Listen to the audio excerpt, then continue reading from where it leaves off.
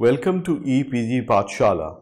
I am Professor Devarshi Prasad Nath and I teach in the Department of Cultural Studies at Tejpur University. Today we are going to look at a module titled Cultural Spaces and Advertising. This module has been written by Mr. Darshana Lianage, Research Scholar, Department of Cultural Studies, Tejpur University. In this module, we will be looking at advertising as cultural text. We'll also look at the use and appropriation of culture by advertising. Introduction. The term advertise derives from the Latin root advertere, which bears the meaning to turn towards. It is a vague word in common use covering a plethora of concepts and activities from posters to television commercials and from classifieds to displays. Nevertheless, in the fields of marketing, media studies, cultural studies and other related disciplines, the term advertising has a very specific meaning. In marketing, advertising is widely accepted as a part of promotion, the last of strategic marketing mix of 4 P's: product, price, place and promotion. Despite debates and disagreements over the difference between promotion and advertising, the marketing scholars today prefer to describe every kind of promotions, including advertising, in terms of integrated marketing communications. I repeat, today, the marketing scholars prefer to club the words together to refer to integrated marketing communications. However, in short, advertising is finally a marketing tool within the limits of marketing scholarship.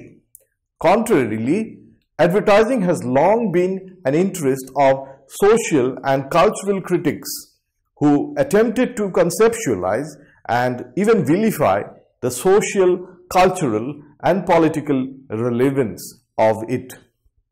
Some scholars have traced the history of advertising to ancient Egyptian and Greek civilizations, or far beyond even to the prehistoric cave paintings. This misconception derives from the misunderstanding of advertising only as an announcement of promotion or propaganda. Although these two are vital facts of advertising, in the sense that they are integrally connected to advertising, they do not tell us the entire story. Advertising, as we experience it today, is best understood as a product of industrial capitalism, an industry with a systematic organizational structure of professionals which design, produce and execute advertising campaigns for brands, for instance products, services or people, on financial contracts. Initiated by the brokers who bought and sold spaces in newspapers, advertising today is a global multinational industry. As such, it is the most visible face of global capitalism and consumer culture. In this sense, advertising is about promoting a stereotyped, homogeneous global culture. On the other hand, and at the same time, advertising can also be seen as the most promotion-friendly and the most practical side of academic multiculturalism, as it has become more an ethnographic picture and an ethnographic practice with a keen interest in and sensitivity to ethnic or other culture specificities. I quote Muiz here: "Interest in understanding culture's influence on marketing and advertising is growing worldwide." Unquote. As such, we can say that advertising is simultaneously playing a dual role in the present world. On the one hand, it is working with capitalism, globalization, consumer culture, and homogenization, while on the other hand, it also works in conjunction with politics of representation and identity formation. Let us begin by looking at some of the most well-known quotations regarding advertising. Arendt says, I quote, "Advertising is the structured and composed non-personal communication of information, usually paid for and usually persuasive in nature, about products, including goods, services, and ideas, by identified sponsors through various media," unquote. Bennett says, I quote, "Advertising is the placement of announcements and persuasive messages in a time or space purchased in any of the mass media by business firms, non-profit organizations, government agencies, and individuals who seek to inform and or persuade members of a particular target market or audience about their products, services, organizations, or ideas," unquote. Williams says, I quote, "Advertising is then no longer merely a way of selling goods. It is a true part of the culture of a confused society," unquote. Baudrillard says, I quote, "Advertising tells us at the same time, buy this, for it is like nothing else. The meat of the elite, the cigarette of the happy few, etc. But also, buy this because everyone else is using it." And this is in no way contradictory. We can imagine that each individual feels unique while resembling everyone else. All we need is a schema of collective and mythological projection, a model, unquote. Jameson says, I quote, "An entire industry has come into being to design commodities, images, and to strategize their sale. Advertising has become a fundamental mediation between culture and economics, and it is surely to be numbered along the myriad forms of aesthetic production, however much of its existence may problematize our idea of this. Eroticization is a significant part of the process. The advertising strategists are true Freudo-Marxists who understand the necessity of libidinal investments to enhance their wares," unquote. Davidson says, I quote, "Advertising is a commercial tool, a social language, a genre of spectator-reader experience, a technique of persuasion. In fact, it is almost a world in its own right, with its own language, customs, and history, and one that sets the tone and pace for large parts of our lives," unquote. Although debates over the concepts of international advertising and ethnic or multicultural marketing are continuing, this paradox in contemporary advertising is important in understanding the role of advertising in general in culture. While advertising generally refers to the industry or the process, the products of that industry are the advertisements, the text. In addition, the people who are the target of those texts are audiences.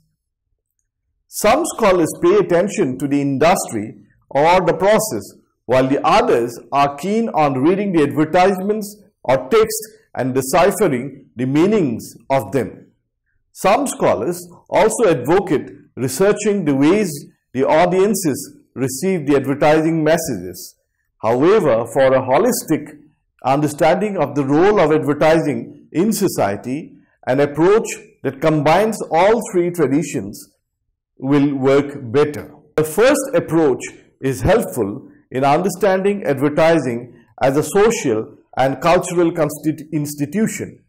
or as an ideological apparatus or as a culture industry, while the second enables us to read the deeper meanings in advertising text and hence to analyze their intertextualities. The third is important as it provides empirical support with statistical data. In this module, we are mainly focusing on the role of advertising in contemporary cultures. Advertising as cultural creation. As all other text and artifacts, advertising also is a cultural creation. Raymond Williams identifies three components of culture that are crucial in defining it: the documentary, the ideal, and the way of life. The documentary is the material aspects of culture, text and artifacts, and the ideal is the norms, the standards against which other cultural elements are compared. Finally, the way of life, the common culture or the everyday culture, is the forms of behavior and structures of feelings that a people, a period, or a group have in common. In fact, advertising, though it is arguable, places in all three categories as a cultural creation. First, advertising text or the advertisements now are a part of documentary culture. It has not only become objects of scholarly research but also a part of history, with advertising museums and collections, both online and offline, being re-established in some countries. The recirculation of old advertisements in social media and aligning them with a particular period of the history of a culture and using them as nostalgic memories is observable. Although they have been created in a given time in the history as a part of commercial processes, in this context, commercial part has been devalued and the cultural, historical, and aesthetic relevance have been reassessed and revalued. They have become the real materials of culture. The second component of culture, according to Williams, is the ideal. In the history of advertising all over the world, advertising has undergone severe attacks, mainly for polluting culture, comparing advertising with other cultural elements that are taken as standards and norms. Interestingly, the advertising regulatory bodies and self-regulatory conventions in the world were a response to these allegations. Although advertising continuously is being attacked for the same reasons, and despite there being a multinational businesses all over the world, it is under government's regulations. Many countries have advertising regulatory authorities, and banning of advertisements on moral, humanitarian or other grounds is often in the news. What is the actual role and goal behind these regulatory bodies? The fact is that advertising is not just a matter of commerce, even for the governments. For example, in the 1980s, the Ministry of Information in Malaysia came up with regulations that required ad makers to maintain certain expectations regarding the local content. Advertisements should be filmed in Malaysia with Malaysian models, and before commercial could be aired on television or radio. All advertising agencies had to obtain a Made in Malaysia certificate from a government board. The whole process of standardization and regulation now has made advertising a cultural norm that will be compared with other cultural elements. In the common use, in the industry, and in the academic discourses too, the word advertising is generally used with its nation concern. For instance, US advertising or Indian advertising. Regulations and conventions differ from country to country, and this has much to do with deciding the advertising content and its nationality. Coming to the third component of culture, that is the way of life, it is perhaps the most influential of advertising. Advertising is inescapable in our present societies as it is encrypted in everyday life. It has blurred the separation line between public and private spaces.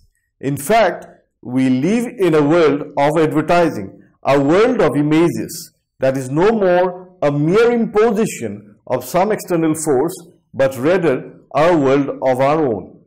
Although if we think in a logical and sequential way, advertising comes after the product, we are now in an age where we consume the images of advertising themselves, and the actual products or the brands play the secondary role, being a supplement to the images.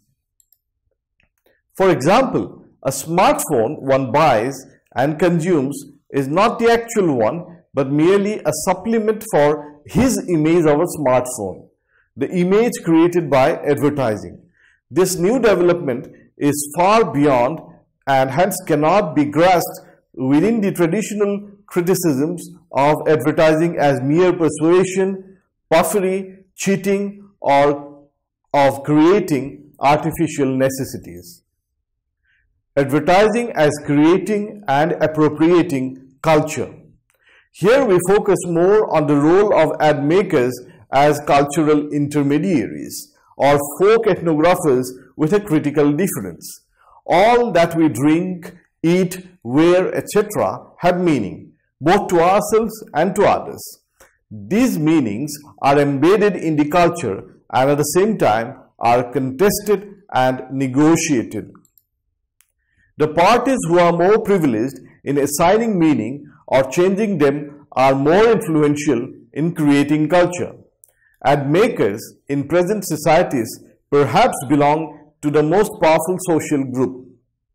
Today, advertising is a site of appropriation and representation of cultural identities.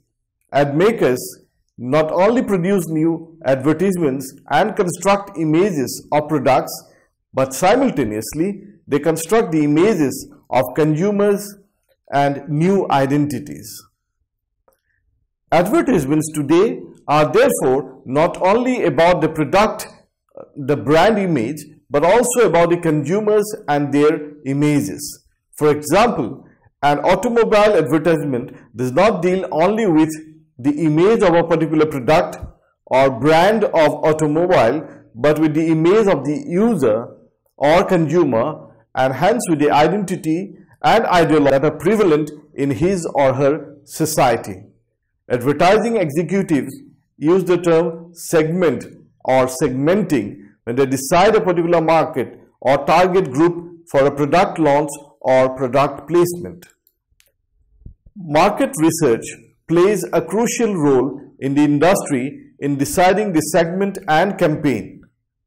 Admin are folk ethnographers as they know the people, their mindset and their taste, etc.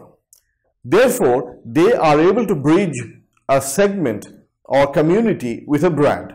As such, the segment is not what there has been, but what is being created through the process of advertising. In short, unlike the academic ethnographers who write about culture, ad makers are actually in a position to create cultures today. Conclusion. We live in an advertising reality, in an advertised reality in the present world. There is no way of imagining life without advertised images in the contemporary cultures all around the world. With this, we come to the end of this module on cultural space and advertising. Thank you.